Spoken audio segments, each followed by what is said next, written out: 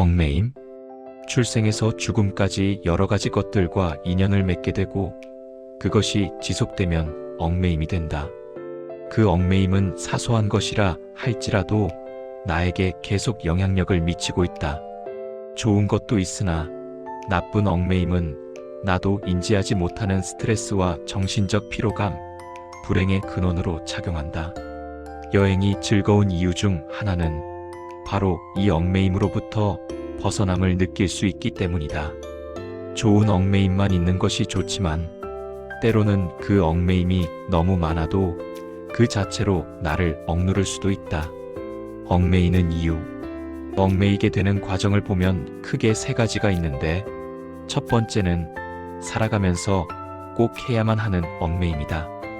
예를 들면 학업직업 가족과 관련되어 있는 것들이다. 이런 것들은 고통을 주기도 하지만 더 큰 행복을 가져다 주는 경우가 많으며 인생에서 큰 비중을 차지하고 있기 때문에 참으며 해야 하는 것들이다.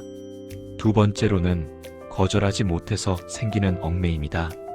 단호하지 못하게 이것 하나쯤은 괜찮겠지 하는 생각으로 얽매인 것이 지속적으로 나를 갉아먹고 있는 경우이다. 지인의 부탁으로 든 보험을 예로 들 수 있겠다.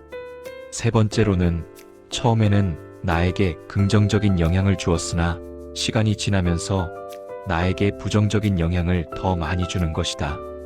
미련이 남아서라던가 끊어내기가 두려워서 지속적으로 유지하는 경우이다.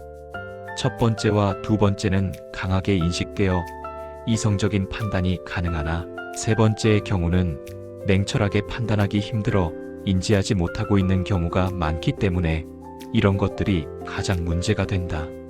사물, 행위에 대한 얽매임, 너무 많은 것들을 소유하려고 하지 않는 것이 좋다.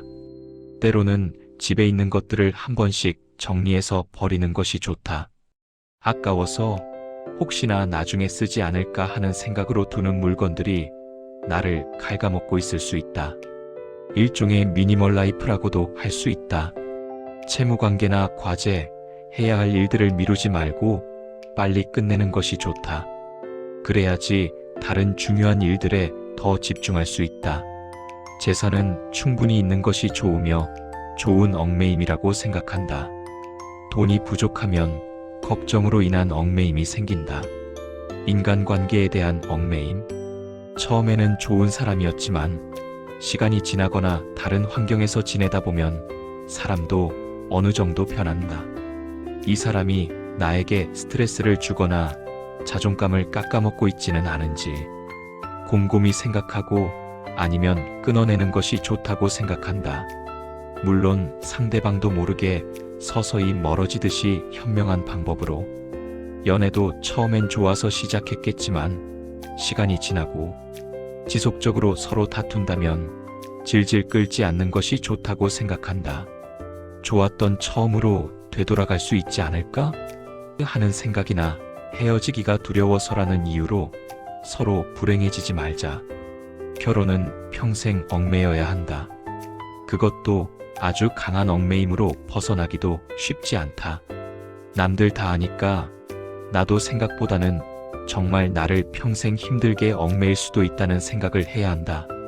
누구와 하는지도 중요하지만 결혼 자체를 해야 하는지 나는 결혼에 적합한 사람인지 냉철하게 판단할 필요가 있다. 남편이 안 하던 낚시를 가기 시작한다면 그것은 아내의 얽매임으로부터 벗어나기 위해서일 가능성이 높다. 얽매임으로부터의 벗어남? 가끔 나를 돌아보며 나쁜 얽매임이 무엇인지 정확하게 판단하는 것이 중요하다. 이런 것들을 하나씩 차근차근 정리하자. 처음에 좋았던 것에 대한 미련, 끊어냄에 대한 두려움 두 가지가 판단력을 흐린다. 한두 개만 정리해도 개운하고 정신이 가벼워지는 그 느낌이 그렇게 좋을 수가 없다. 그렇게 비워내고 새롭고 좋은 얽매임을 만들자. 그것이 나쁜 얽매임이 될 때까지. 세상은 변한다. 잘 보이지 않는 힘의 의지에 따라 법칙과 인과률에 의해 그것에 맞추어 오래되고 묵은 것은 버리고 새롭고 신선한 것에 맞춰 유연하게 사는 삶을 살자.